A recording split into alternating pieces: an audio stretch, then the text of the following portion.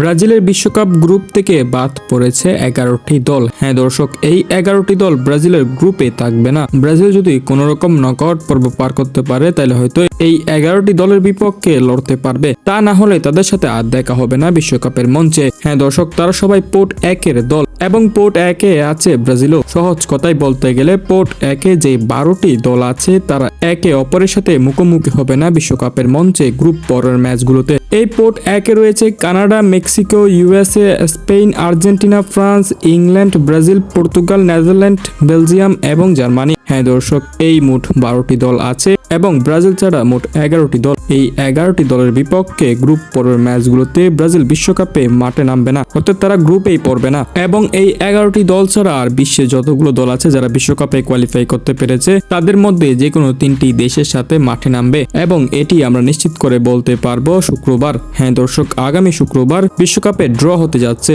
যেই ড্রতে উল্লেখ হয়ে যাবে এবারের বিশ্বকাপ গ্রুপে কে কোন দলে থাকবে এবং কে কাদের বিপক্ষে মুখোমুখি হবে। কিন্তু তার আগেই নিশ্চিত হওয়া গেছে পোর্ট 1-এ যে দলগুলো আছে তারা একে অপরের বিপক্ষে মুখোমুখি হবে না। তাই বিশ্বকাপের মঞ্চে গ্রুপ পর্ব ম্যাচগুলোতে ফ্রান্স কিংবা আর্জেন্টিনা অথবা পর্তুগাল তাদের বিপক্ষে ব্রাজিল মাঠে নামবে না।